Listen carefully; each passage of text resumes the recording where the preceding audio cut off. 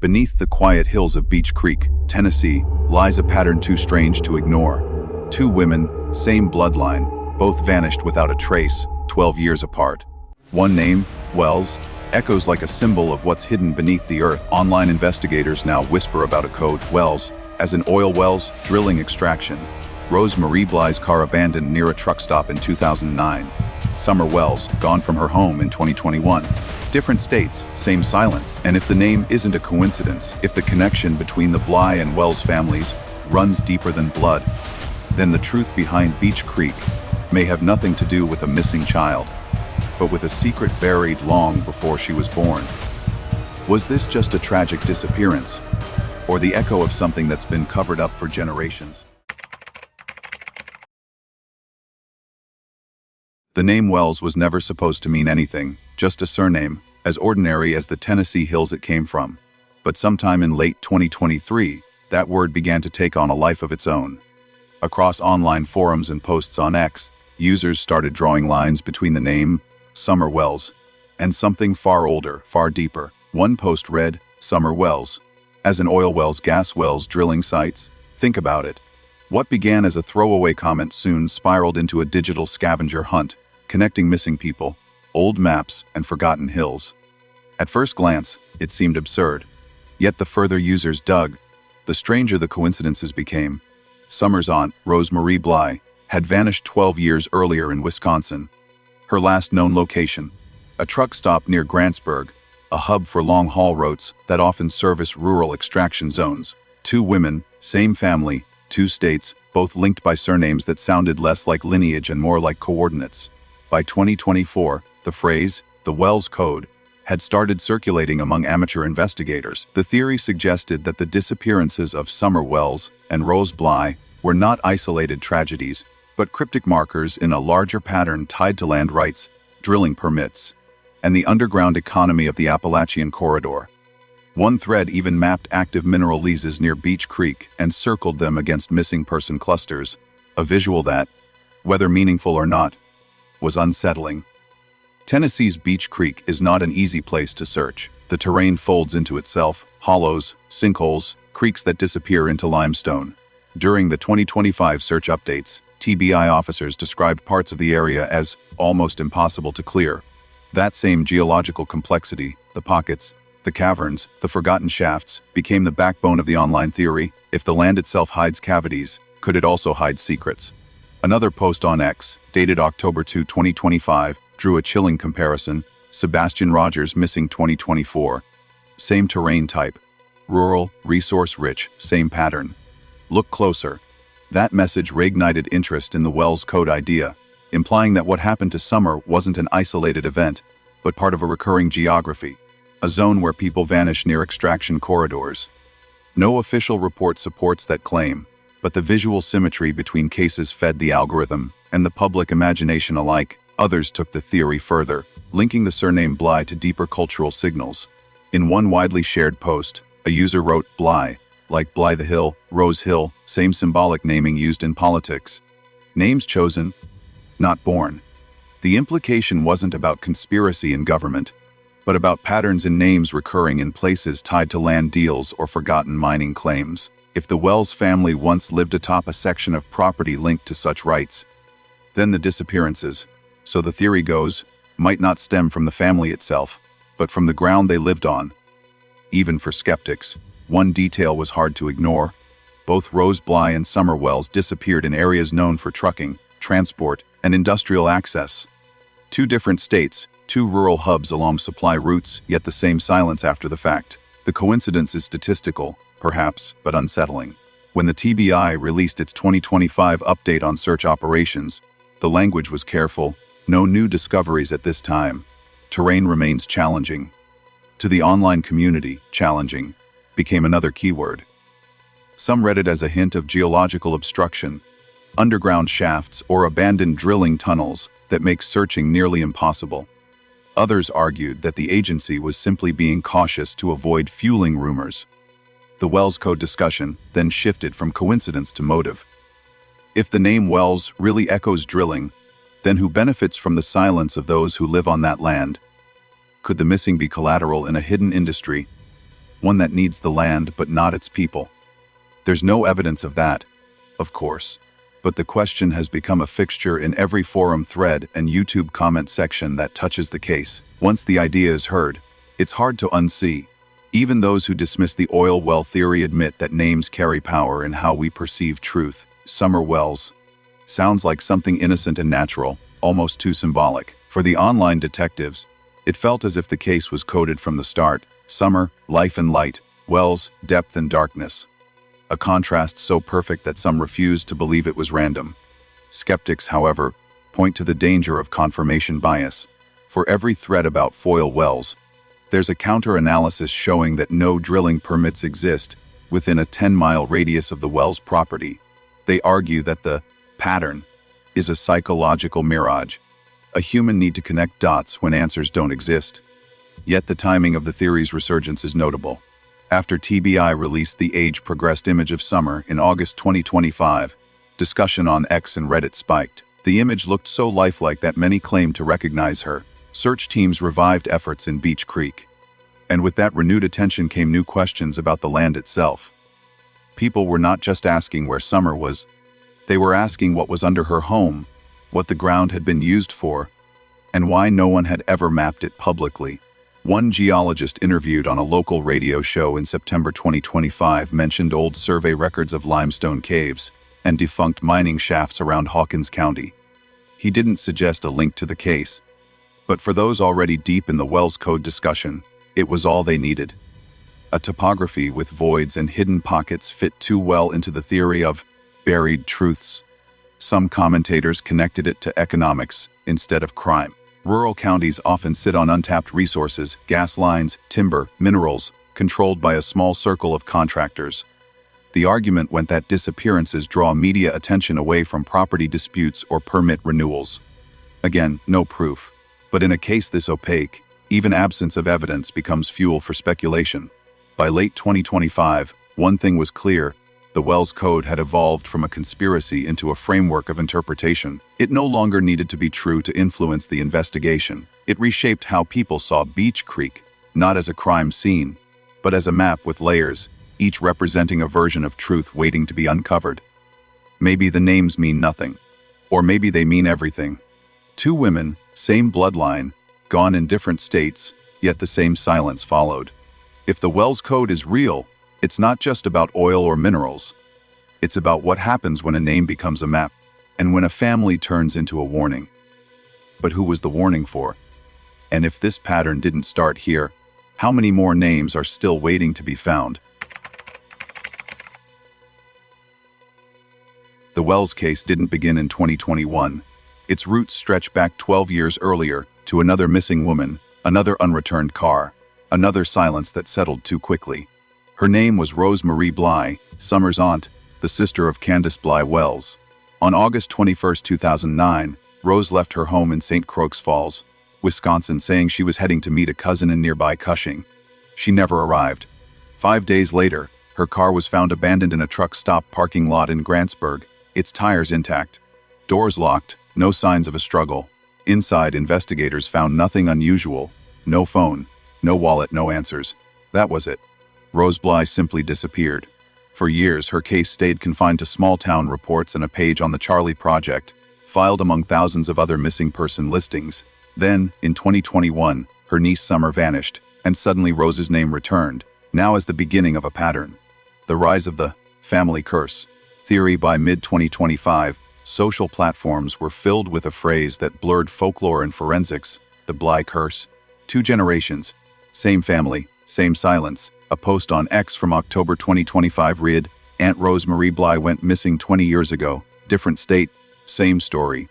It gained tens of thousands of views in hours, reviving a case most of Wisconsin had already forgotten. Commenters began mapping timelines, noticing echoes: Rose's car, left at a truck stop, a transient, impersonal place where people vanish without being noticed. Summer's milk jug photo, showing her asleep in a car hours before she disappeared, an image some claim looked too lifeless, too posed. The parallel was irresistible: 2 vehicles, 2 disappearances, both within the same maternal line. One Reddit thread from September 2025 framed it bluntly: What if that picture of Summer sleeping was staged the same way Rose's car was left? Like a signature. No evidence backs that claim. Yet, once seen, it lingers. The internet isn't driven by proof, it's driven by repetition. Echoes of instability, the environment surrounding both women fed the speculation. Candace Bly Wells, Summer's mother and Rose's sister, grew up between Wisconsin and Arkansas before settling in rural Tennessee. Neighbors described the family as private, sometimes chaotic. Small-town police reports, family disputes, and financial struggles dotted the background. To outsiders, those details painted the Wells-Bly line as a family living on the edge, isolated, poor, occasionally volatile. To online sleuths, that instability was the soil where the so-called family curse could take root. A post from user Forensic Trail on X summarized the sentiment. Both lived under pressure: money, rumors, domestic issues. Different states, same chaos. History doesn't repeat itself, it just finds new addresses. Even those who rejected the supernatural phrasing admitted the pattern was unnerving. Coincidence or inheritance? Investigators never confirmed any link between the two disappearances. The Wisconsin Department of Justice classifies Rose's case as open and unresolved. The Tennessee Bureau of Investigation maintains that no family connections have been proven relevant to Summer's case. Still, the symmetry is haunting. Both vanishings occurred on ordinary days, with no witnesses. Both left vehicles that seemed intact yet wrong, objects returned but emptied of context. Both left behind mothers who insisted they had no idea what happened. To the analytical mind, these are coincidences. To an audience hungry for meaning, they feel like design. What if the environment, the poverty, isolation, and tension that surrounded the family, creates conditions that make disappearance easier? In rural America, the line between accident, crime, and neglect can blur quickly. When police resources are thin and distances wide, a missing person case can die quietly long before truth arrives. Maybe that's what happened to Rose. Maybe it's what happened to Summer. But the internet wasn't built to accept maybe. The car, the image, and the reflection. By late 2025, a new theory emerged linking the truck stop car to the milk jug photo. The idea wasn't that the crimes were identical, but that they mirrored one another, staged symbols in a repeating cycle. In the viral thread, two cars, one pattern. A user compared the photos side by side. Rose's Pontiac found empty in 2009. Summer's image inside her mother's Subaru in 2021. Both framed through glass. Both representing the last time they were seen. Whether coincidence or choreography, the resemblance unsettled viewers. The posts asked, was this generational trauma or generational cover-up? Neither option offered comfort.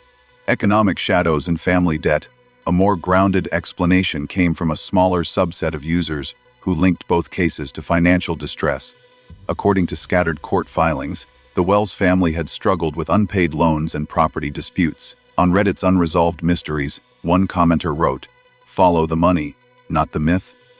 Every time they fall behind, someone goes missing. The statement was speculative, yet it resonated, because in both cases, disappearance was followed by renewed financial attention.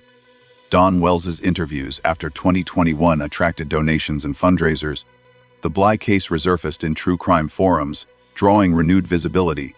It wasn't proof of wrongdoing, but it suggested that, consciously or not, the disappearances reshaped the family's public identity. The mirror inside the mystery, the family curse theory eventually split into two camps. One saw it as a literal repetition, something or someone targeting the same bloodline. The other saw it as symbolic, a reflection of generational neglect, addiction, or instability repeating itself in tragedy. Both sides agreed on one thing: the silence. Rose's silence lasted 16 years. Summer's, 4. And between them lay a void filled with speculation, rumors, and grief that never resolves. The Wells family has rarely spoken publicly about Rose. When they do, their words circle the same themes: loss, mystery, disbelief. Candace once told a local reporter, "It runs in the family, I guess." Bad luck. It was meant as a sigh of despair. The internet took it as confession. The question that won't fade: maybe there is no curse, no code, no connection at all. Maybe both women simply vanished, swallowed by circumstance and bad luck. But if the same story repeats in the same family, 12 years apart, can anyone truly call it coincidence?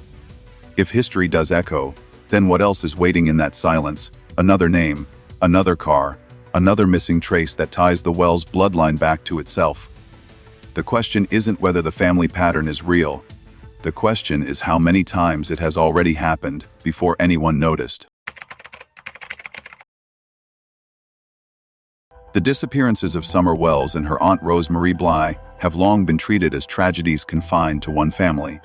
But by the end of 2025, that boundary began to dissolve. Across X and Reddit, users started connecting dots that stretched far beyond Tennessee. One post in particular went viral on October 8, 2025. Sebastian Rogers is still missing. Just like the Summer Wells case, ice cold. It was a simple comparison that ignited a storm. Within hours, digital investigators began attaching satellite maps, highway charts, and screenshots of police bulletins. Their argument was audacious. The same rural corridors that carried freight and fuel might also carry disappearance. It began, as it always does, with a vehicle. In 2009, Rose Bly's car was found abandoned at a truck stop in Grantsburg, Wisconsin, doors locked, no struggle, no driver. 12 years later, in 2021, a red Toyota Tacoma was reported near the Wells property the afternoon Summer vanished. The Tennessee Bureau of Investigation acknowledged the sighting, but never released the driver's name. Two different states, two unexplained vehicles, both orbiting a single bloodline. By 2025, Reddit threads were calling it the truck stop pattern. One user wrote, "Rose left from her car. Summer was seen near a red truck. Sebastian's father drives long haul. The link isn't blood, it's the road." That sentence defined the new obsession, the road itself. America's missing person records show that most vanishings occur along transit corridors, interstates, rural highways, or industrial supply routes. In Tennessee, Interstate 81 and Highway 11 do slice through Hawkins County. In Utah, where Dylan Rounds disappeared in 2022, the same geometry repeats, long stretches of asphalt, no cameras, no witnesses. The Canham Missing Project has documented similar clusters, disappearances that follow topography rather than population. It isn't proof of a criminal network, but it does suggest that geography may be an accomplice. By late 2025, independent researchers began tracing those paths with Department of Transportation data, plotting truck stops, fuel depots, and distribution centers. The lines curved from northern Wisconsin down through Kentucky and Tennessee toward Georgia, a crooked artery through the Appalachian interior. Some started calling it the Blue Highway Belt. A Reddit user under the handle Lost in Transit published a 12-page thread explaining that tractor-trailer operators form the largest unsupervised workforce in the country. Thousands of rigs move through rural America every night, unseen and largely untracked. The implication was clear: if someone wanted to move unnoticed, the freight system itself could hide them.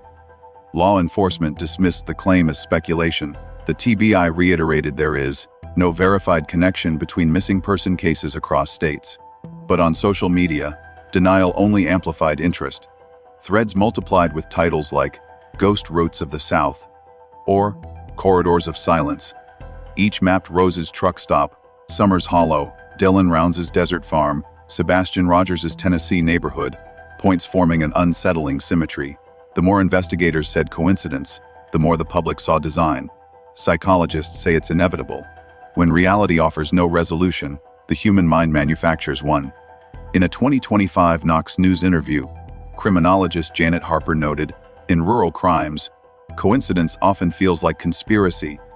Distance and underreporting make it seem like everything's connected."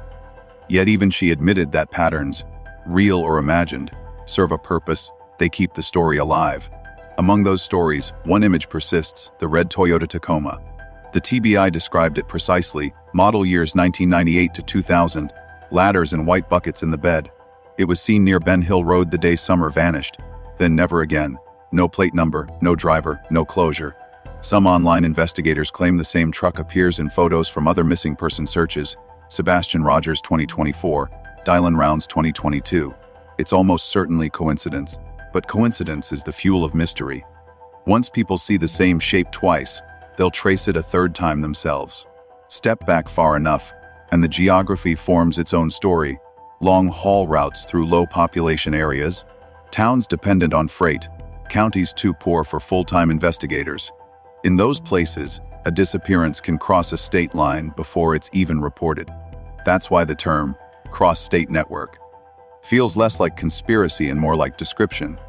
The network may not be people, it may be silence itself, the gaps between jurisdictions, the distance between dispatches, the miles where no one is watching. So if Rose Bly's car was left at a truck stop and Summer Wells's trail vanished near a red truck, how much coincidence is too much? If Sebastian Rogers and Dylan Rounds fit the same pattern, isolated, daylight, no sign of struggle, does geography become an accomplice? Or are these just fragments of one phenomenon we haven't learned how to see? Until someone can prove otherwise, the line between random and connected remains invisible, and maybe that invisibility is exactly where the truth waits to be found.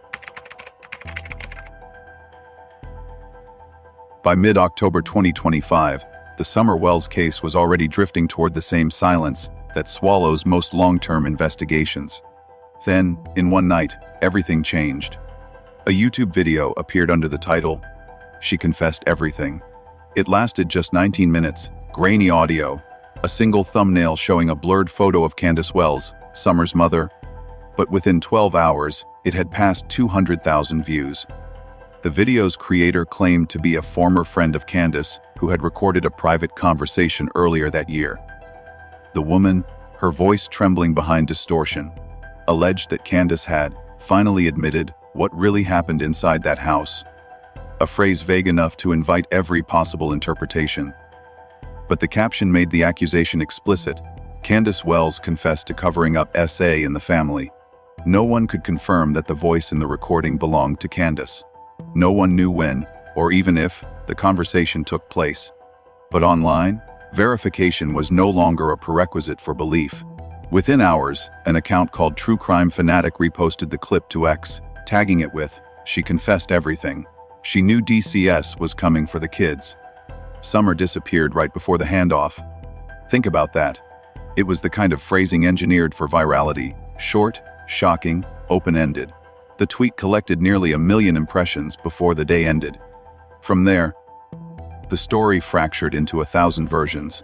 Some claimed the video proved Candace had used her children. Others said she was protecting them from someone else. The algorithms didn't care which was true. They cared that people kept watching. By dawn on October 16, multiple YouTube channels had uploaded breakdowns of the supposed confession, replaying and amplifying the same audio snippet, a muffled female voice saying, "I just didn't know what else to do." For some viewers, it sounded like guilt. For others, exhaustion. For investigators, it was nothing at all, no timestamp, no metadata, no chain of custody. But timing made everything more combustible. June 2021, the month Summer vanished, was also when the Tennessee Department of Children's Services had opened a protection case against the Wells family. According to court records, later obtained by local journalists, the DCS review was scheduled to decide custody of the 3 older boys that same week. Summer's disappearance effectively froze the process. To those who believed the new video, that detail wasn't coincidence, it was motive. The theory spread quickly that Candace, fearing intervention from DCS, might have staged or concealed something to avoid losing her children. A few threads went further, suggesting Summer herself had been transferred or hidden to prevent the agency from uncovering internal pursuit. There is no proof of any of it. Still, the alignment of dates, DCS hearing, disappearance, alleged confession, was too precise for the internet to ignore. TBI refused to comment on the circulating clip, releasing only a single statement through WBIR. "We are aware of online content referencing alleged admissions. None have been substantiated." But by then, the damage was done. Dozens of smaller channels began dissecting every sentence Candace had ever spoken on record, her interviews, her Facebook live streams, her public pleas. Viewers slowed the footage, reading guilt into tone and hesitation.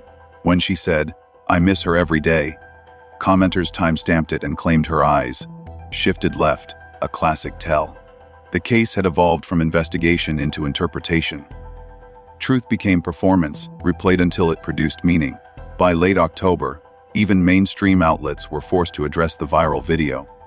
Local reporters noted that Candace had not been charged with any offense related to sexual, and that the DCS investigation into the family had closed earlier that year without finding criminal evidence.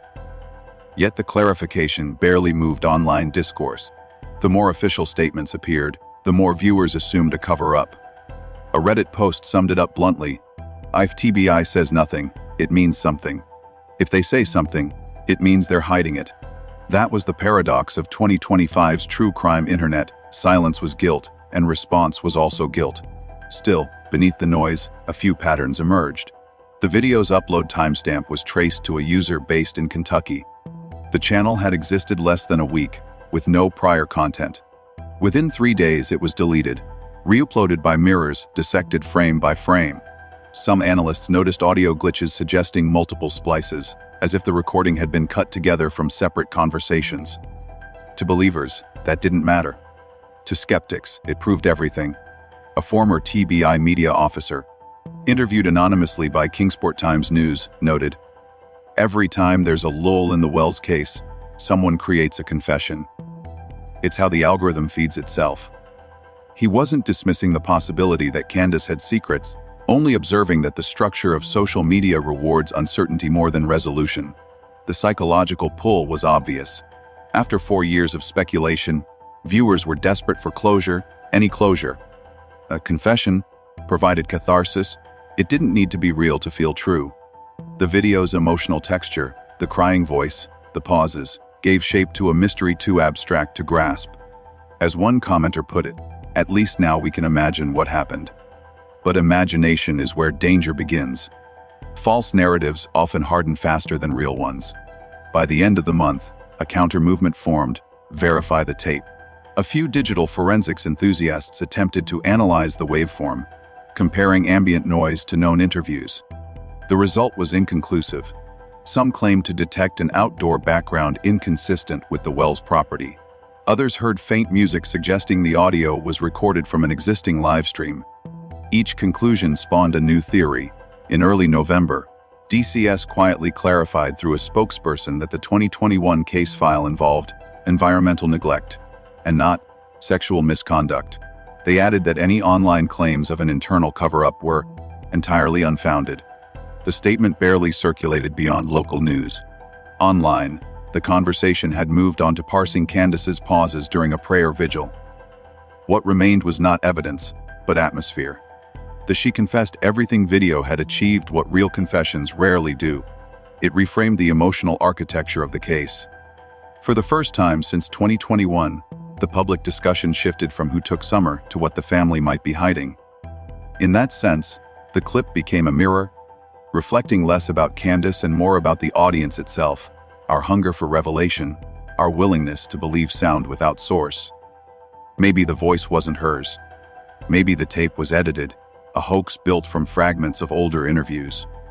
But if it wasn't, if the confession were somehow real, what would that change?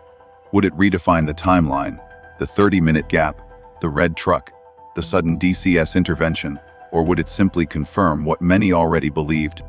That truth in Beech Creek has always lived underground, just like everything else in this case. If this was just another viral hoax, it will fade like the rest. But if even one sentence on that recording is genuine, then the question isn't whether Candace Wells confessed. It's what she was confessing to. For years, the Wells case had been wrapped in theories about family secrets, hidden motives, and human error. But by the fall of 2025, a new angle emerged from the digital fog, one that reached back decades. Into the underbelly of Kentucky and rural Tennessee. It wasn't about the family anymore. It was about a name whispered in every backroad rumor: the Cornbread Mafia. The phrase first appeared in a Reddit comment on September 9, 2025, buried in a thread titled, "What Really Happened on Ben Hill Road?" The post read simply, "Dawn's history with banned substances points to Cornbread Mafia. Summer could have been taken to settle a debt, like Rose's case in Wisconsin." At first, it sounded like internet folklore, a recycled ghost story from America's outlaw South. But then, the context caught up. The Cornbread Mafia wasn't fiction. It was a real syndicate, rooted in rural Kentucky during the 1980s. a network of hundreds of men, once arrested in connection with one of the largest illegal cultivation operations in U.S. history. The name lingered long after the arrests, evolving into shorthand for small-town alliances built on loyalty, silence, and contraband. By late 2025, a new generation of online sleuths began asking whether that legacy had truly disappeared, or whether it had simply changed form. The connection to Hawkins County was thin but tempting. Don Wells, Summer's father, had spoken publicly about his struggles with past addictions, his arrests for possession, and the chaos that followed. His life story, construction jobs, debts, rural isolation, fit too neatly into the archetype. One viral X-thread from Crime Watch Daily on October 11, 2025, reignited the speculation. It paired two photos, the red Toyota Tacoma spotted near the Wells property, and a similar truck seized in a 2019 raid in neighboring Kentucky. The caption read, "Same model, same color, same region. The old cornbread roots never died, they just got quieter." The no official report linked the vehicles.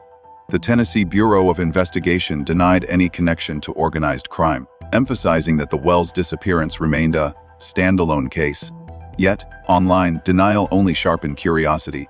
As the theory spread, users began reconstructing a storyline. In this version, Don Wells was not merely a struggling father, but a man entangled in debts to a rural trafficking network that specialized in banned substances and unregistered goods. According to this narrative, Summer's disappearance wasn't random, it was transactional, a warning, or a payment. There is no public evidence to support that claim. But like most digital conspiracies, its power lay in plausibility, not proof. The Appalachian region's history provided fertile ground, generations of poverty, geography that shields secrets, and communities where silence can mean survival. In places like Beech Creek, loyalty often outweighs law. On Reddit's Missing Persons, one long-form analysis laid out the chain of coincidences. The Wells family had moved frequently across rural areas, including Arkansas and Utah, both along historical trafficking corridors. Don's criminal record from the early 2000s included possession-related charges. The red truck, never identified, resembled models used by rural contractors, a cover often exploited by small transport cells. Rose Bly's car, left at a truck stop in 2009, echoed the same logistics routes used in the Cornbread arrests decades earlier. Individually, each fact was mundane. Together, they built a shape, one that looked, to the internet, like the outline of an old network resurfacing. Even the geography seemed complicit. Hawkins County sits within a day's drive of Marion County, Kentucky, the birthplace of the original Cornbread Mafia. It's an area bound by winding highways and mountain passes, perfect for commerce that doesn't want to be seen. One map posted by user Cornbread Theory in October 2025 traced overlapping circles between old law enforcement routes from the 1980s and new missing person clusters.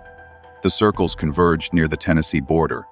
Skeptics called it digital pareidolia, the human habit of seeing constellations where there are only stars. Yet the coincidences kept stacking. A local truck mechanic interviewed anonymously on a podcast that month claimed he'd been approached in 2021 by guys asking about hauling heavy crates south from Rogersville. He never mentioned names, and no follow-up was ever published, but the quote circulated endlessly. It didn't matter whether it was true. It sounded like something that could be true, and that was enough. As with every theory around Summer Wells, the problem wasn't lack of imagination, it was excess. For every legitimate question about trafficking networks, there were 5 that blurred into mythology. Some said the Wells property had been used as a drop point. Others claimed Summer's disappearance interrupted a handoff. A few went so far as to suggest that Rose Bly's case in Wisconsin, 12 years earlier, was tied to the same debts, the same network, the same silence. The Tennessee Bureau of Investigation rejected those claims outright. We have no evidence linking the Wells or Bly cases to any organized criminal activity, a spokesperson told WJHL in a February 2025 interview. Still, public trust had eroded long before that. When people believe the system is broken, denial becomes just another clue. What made the Cornbread Theory resilient wasn't data, it was narrative symmetry. A forgotten criminal empire, a poor family in debt, a missing child. Each element mirrored the other two neatly. It fit into the archetype of rural America's dark mythos, men with trucks, hidden deals, daughters gone missing, the past never staying buried. Psychologists call this pattern completion. When information ends, imagination finishes the story. That's how the Cornbread Mafia resurfaced, not through new evidence, but through the vacuum of it. Videos with titles like, "Did the Cornbread Mafia Take Summer Wells?" flooded YouTube, each repeating the same handful of unverified facts. Viewers dissected Don Wells's interviews, his shifting tone, the way he mentioned debts and forgiveness. To some, it confirmed a connection. To others, it revealed nothing more than a man crushed by rumor. As always, the truth fell somewhere between. The Appalachian region has long battled with the shadow of banned substance networks, some dismantled, others merely renamed. Many who grew up in those hollows still whisper that certain families kept quiet for survival. Whether that quiet hides guilt or grief remains the question.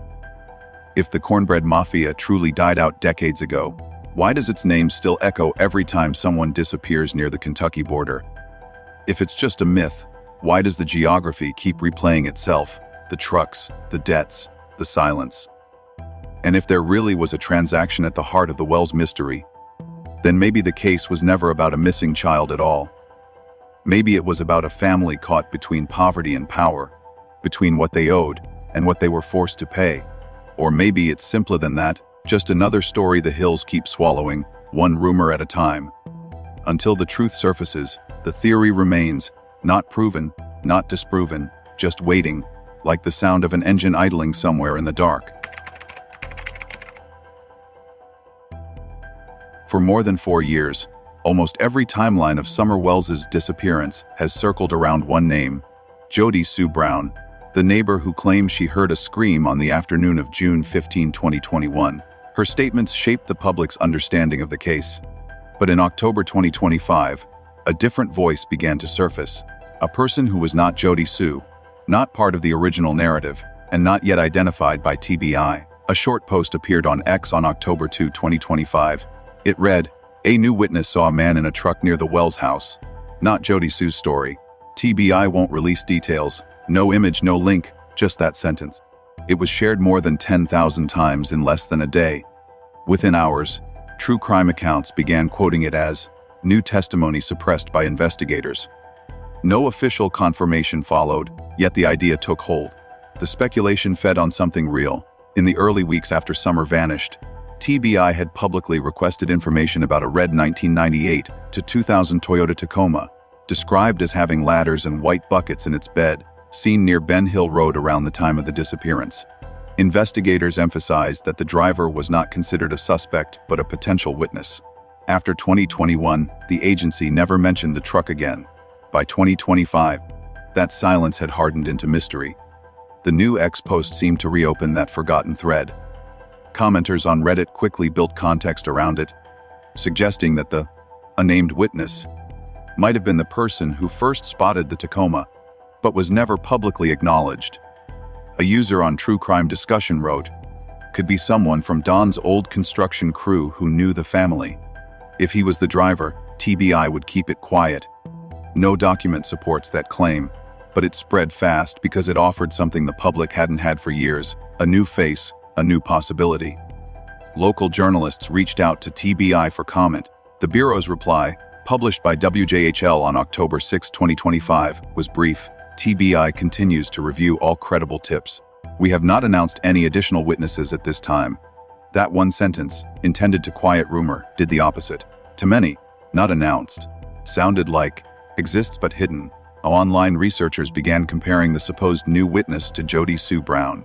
Jody Sue's version had always centered on sound. She said she heard a scream between 4:30 and 5 p.m. on June 15.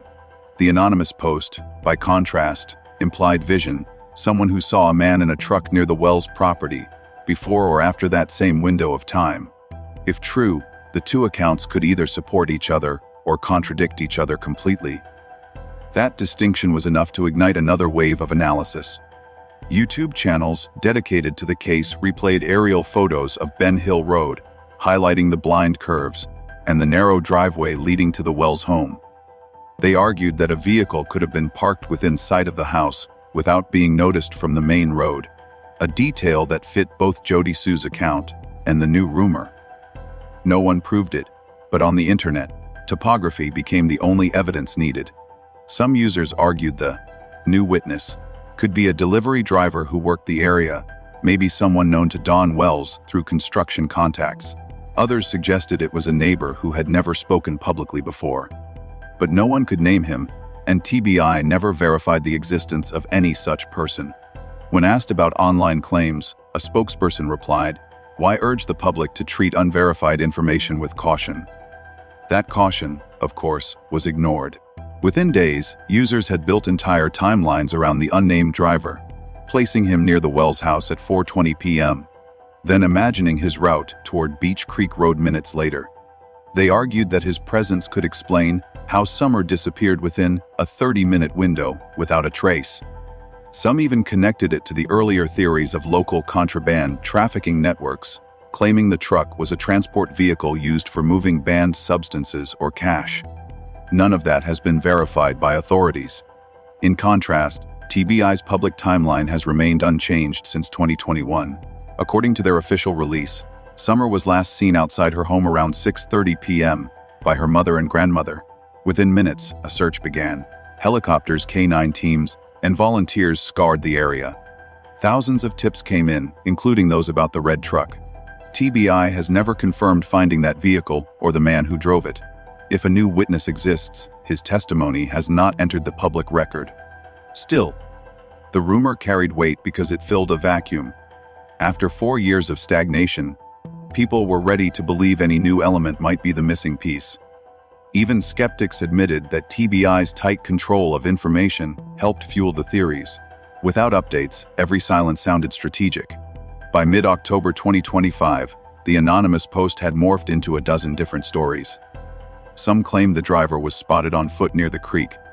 Others insisted he was seen turning off Ben Hill Road minutes before the 911 call. YouTube commentators overlaid maps from Google Earth, measuring distances between the Wells home and Jody Sue Brown's property, as if geometry could prove truth. No one produced a name, a photo, or a license plate. What remained was an idea, a shadow driver whose existence could either solve the case or prove how easily hope can create mirages. When reporters asked Don Wells in a 2025 phone interview about the rumor of a new witness, he answered simply, "If someone knows something, they should talk to TBI." He did not elaborate. Candace Wells has not spoken publicly since early that year. The family's official website, Find Summer Wells, still lists the same phone number, 1-800-TBI-FIND. In Beech Creek, life has resumed its quiet rhythm. Neighbors say search teams occasionally return to check old areas after rainstorms, when ground erosion might reveal something new. Nothing has been found. Each visit renews hope and pain in equal measure. Maybe the post was a misinterpretation of an old tip. Maybe there was never a second witness at all. But if there was someone who saw a stranger or a familiar face near the Wells property that afternoon, then his silence may be the only thing left holding the truth. Until TBI confirms otherwise, the story remains half visible: a truck without a driver, a witness without a name, and a case that still refuses to close. Because in Beech Creek, every time a new voice appears, the same question returns: was it someone passing through, or someone who never left at all? By the summer of 2025, the Summer Wells case had taken on a second life, not in the court of law, but in the court of YouTube. Dozens of independent creators had built entire channels around the 5-year-old mystery, publishing daily commentary, live call-ins, and exclusive tips from self-proclaimed insiders. For many of them, the Wells case wasn't just a story, it was a livelihood. But on June 12, 2025, Hawkins County Sheriff Ronnie Lawson decided he had seen enough. In a statement reported by WBIR-TV, Lawson condemned what he called a growing epidemic of misinformation, blaming online creators for spreading false reports that waste time, confuse witnesses, and hurt the family. His words were unusually direct. The amount of lies coming from social media is unbelievable. Some of these YouTubers have done more harm than good. We're still investigating, but rumors do not help. The clip aired during WBIR's evening broadcast and quickly circulated online. For a moment, it seemed like an attempt to reclaim control of the narrative. But in practice, It only magnified the divide between law enforcement and the online true crime community. Through 2024 and 2025, misinformation around the Wells case had become its own ecosystem. Channels such as Voices Behind the Mountain, Truth Finder TV, and Cold Road Diaries produced hundreds of videos dissecting everything from police body language to Candace Wells's facial expressions. Some creators claimed to have sources inside the TBI. Others admitted their content was speculative commentary. That correction, like most, came too late.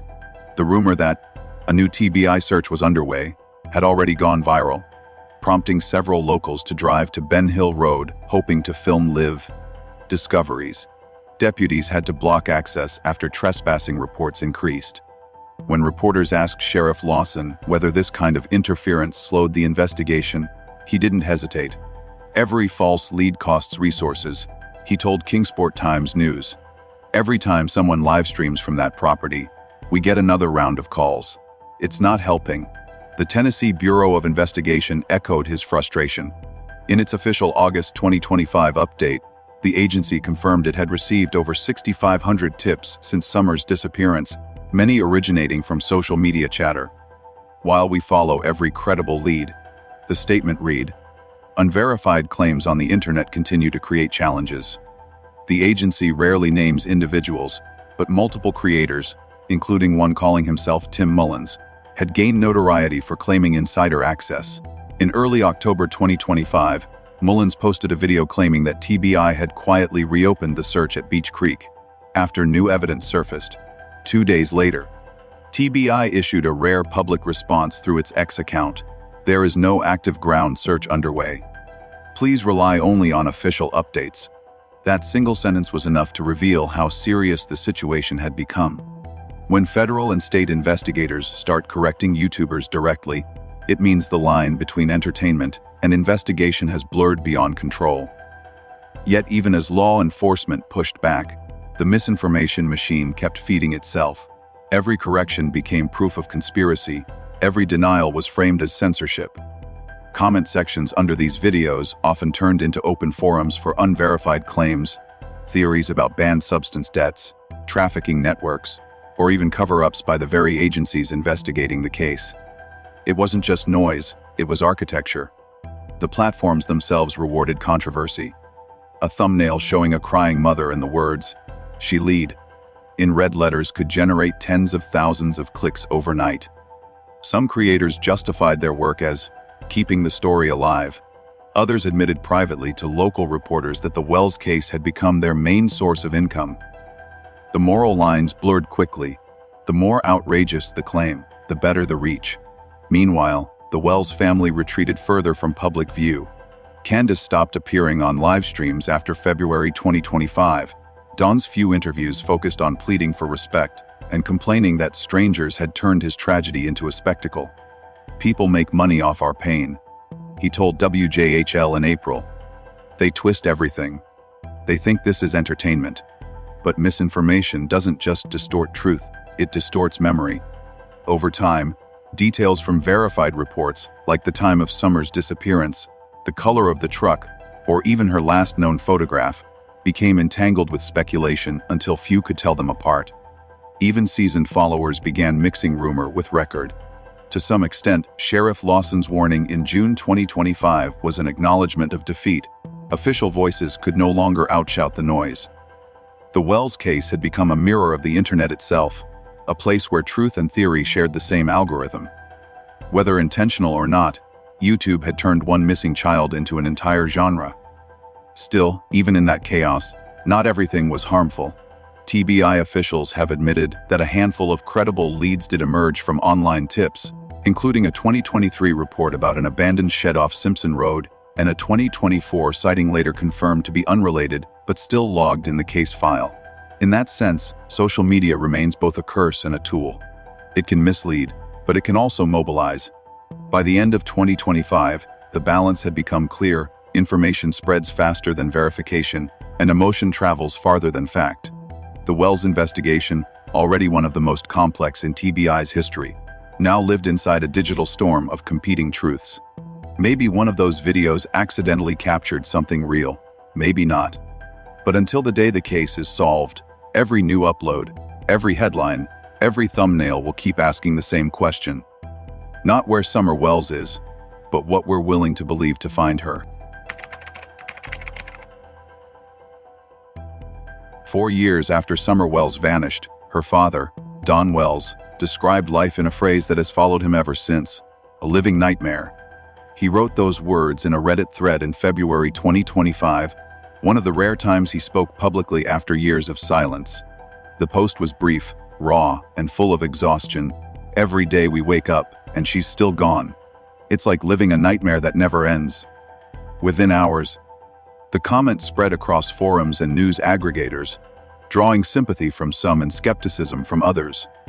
For a public that had watched this family collapse under scrutiny, it felt like both a confession and a cry for help. Don Wells's reappearance online came nearly 2 years after his release from jail in 2023, where he had served time for a DUI and a probation violation unrelated to his daughter's disappearance. His return reignited the debate that had never truly ended: were the Wells family victims of an unimaginable tragedy, or participants in something darker that they still refused to admit? From the first days of the investigation, both Don and Candace Bly Wells were at the center of it all. They took polygraph tests, opened their property to investigators, and cooperated with TBI. Officials later confirmed that the results were inconclusive. No charges were filed, and yet suspicion never faded. Each interview they gave, every public statement, became another piece of evidence for an audience convinced there was more to the story. That scrutiny intensified when, just weeks after Summer disappeared in June 2021, the couple's 3 sons were placed under the custody of the Tennessee Department of Children's Services. Court documents confirmed that DCS intervened due to environmental and safety concerns, not criminal, but for many observers, the timing was too close to ignore. By midsummer, the Wells family had lost all 4 children, 1 missing, 3 removed, leaving behind a house that went from a search site to a symbol. Don wrote on Reddit later that year, "They took my boys to protect them, but we were already broken." His words revealed a man torn between grief and resentment, someone who believed he had been punished twice, first by fate, then by the system. That belief has followed him into 2025. Despite repeated denials of wrongdoing, Don's past remains part of every conversation. His earlier arrests, including domestic disputes and possession of banned substances, are often cited by online commentators as proof of a pattern. He acknowledges those mistakes, but insists they have nothing to do with Summer's disappearance.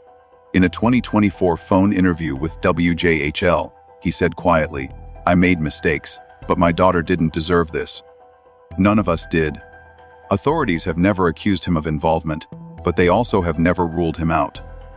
TBI's wording, "No one has been excluded from consideration," has kept suspicion alive in every corner of the internet. The ambiguity has turned into oxygen for speculation. Every silence, every pause, is interpreted as strategy. The pressure from outside has never eased. The Wells property on Ben Hill Road stands as a monument to both mystery and decay. A modest home surrounded by woods that search teams comb thousands of times. Local residents say it has become a quiet landmark. Strangers still drive past to take photos. Letters still arrive in the mailbox. Many are written to no one in particular, addressed only to the person who knows what happened. In early 2025, a social media campaign called Letters to the Responsible encouraged users to mail handwritten notes to whoever was keeping the truth. Some of those envelopes ended up at the Wells home. Don later admitted online that he had read every one, even the cruel ones. "Some tell me to praise. Some say I know where she is. I do both," he wrote. Candace Wells has not appeared publicly since early 2024. Friends told local reporters that she rarely leaves the property and avoids all contact with media. Those who have seen her describe a woman who has withdrawn entirely from public life, living in the shadow of a story that refuses to fade. The internet has not afforded them peace. On platforms like YouTube and Reddit, every movement of the Wells family is monitored and dissected. When Don posted a short video in August 2025 showing a candle burning beside Summer's photo, some commenters accused him of performing grief. The video was deleted 2 days later. The paradox has become endless. The more they speak, the less they are believed, The quieter they become, the guiltier they seem. Still, Don continues to post. He thanks volunteers, scolds critics, and pleads for help finding his daughter. On the family's official website, Find Summer Wells, the same message has remained unchanged since 2022. We will never stop looking. If you know anything, call 1-800-TBI-FND. The site is simple, nearly empty: a photo, a phone number, a prayer. It is one of the few spaces about the case that hasn't been overrun by noise. Law enforcement maintains that the investigation is active. TBI's most recent update in August 2025 reads, "Agents continue to pursue leads in the disappearance of Summer Wells." The case remains open, yet behind that formal language lies a fatigue that everyone can feel. The agencies are quiet. The community has moved on. Only the family remains. Don still calls it a living nightmare, and maybe he's right. The tragedy is no longer confined to one day in June 2021. It's become a condition, a life suspended between accusation and absence. Whether the Wells family are guilty of something, or simply the last victims of circumstance, no one can say. What's certain is that their story has outgrown them. It belongs to the internet now, to strangers who have rewritten it 1,000 times. And somewhere between all those versions, between faith and disbelief, the truth still waits, silent as the hills around Beech Creek, where every sunrise begins the same way, without her. In August 2025, for the first time in more than a year, the Tennessee Bureau of Investigation broke its silence.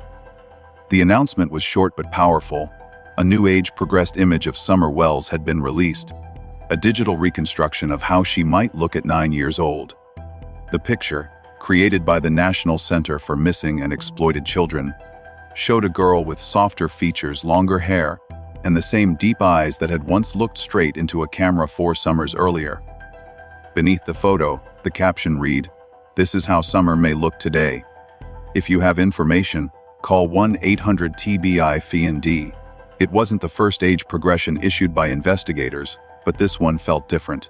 The image was clearer, lifelike, almost unsettling in its realism, as if it had managed to capture not just how Summer might appear, but how she might still be. Within hours, the photo spread across X, Reddit, and Facebook. Some called it a miracle of technology. Others saw it as a haunting reminder that time keeps moving even when cases do not. WBIR and WJHL covered the release, reporting that TBI had received a renewed wave of calls and tips after the image went public. In a statement, officials said, "Every tip matters. We continue to follow every credible lead related to the disappearance of Summer Wells." The case, they confirmed once again, remained open. The photo sparked something beyond just a procedural update. It reignited a conversation that had gone quiet, not about guilt or conspiracy, but about hope. On X, one user wrote, "It's strange to feel joy and grief in the same photo. She looks older, stronger. I just hope she's somewhere safe." Another replied, "This picture gave me chills. Maybe someone will finally recognize her." For a few days, the focus shifted away from theories and back to the reason this story mattered in the first place: a missing child who, despite years of confusion, might still be alive.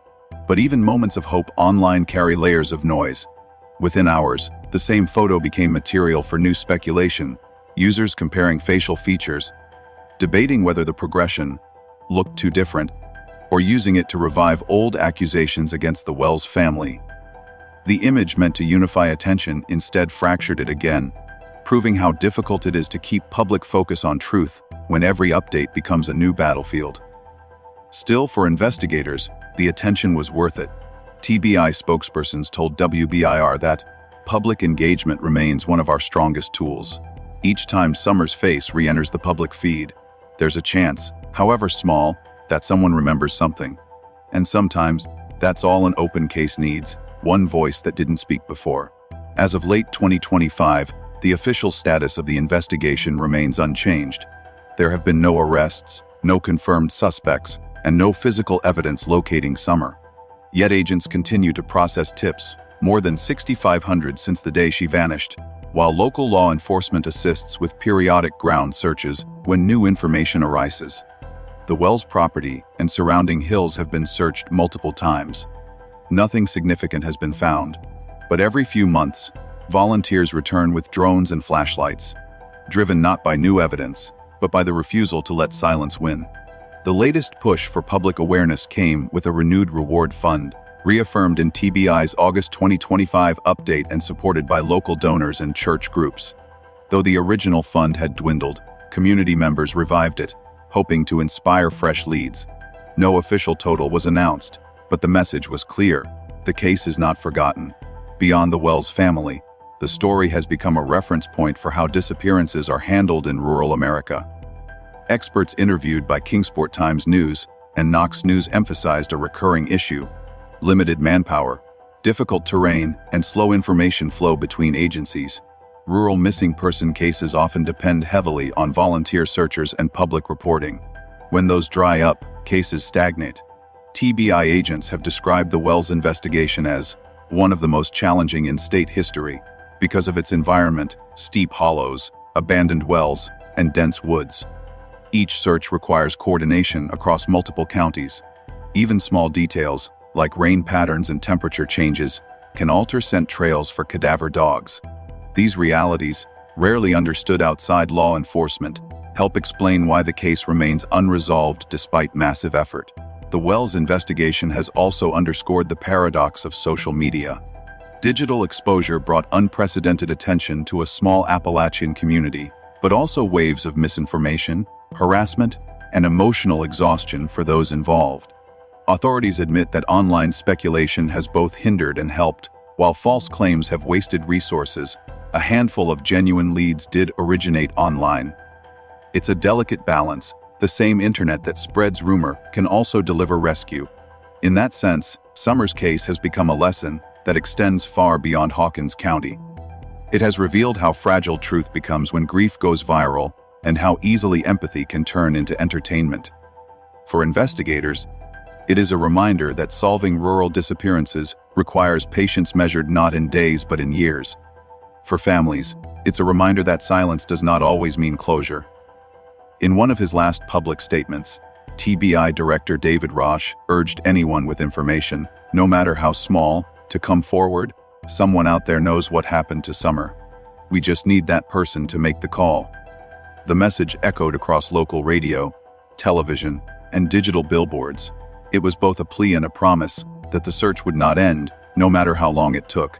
The Wells family continues to post periodically on FindSummerWells.com, updating prayers, poems, and occasional photos of memorials placed near their home. The site remains unchanged in its tone: quiet hope, unwavering faith, a direct appeal to conscience. It's one of the few spaces left untouched by speculation. In October 2025, as the viral theories faded and the New Age progressed image settled into the archives of missing child databases, the story of Summer Wells stood as both tragedy and warning. It showed how a single disappearance can unravel a community, challenge an institution, and expose the fragile border between fact and belief. It also showed that even in a digital storm, a single photograph, one small face rendered in pixels and possibility, can still cut through the noise.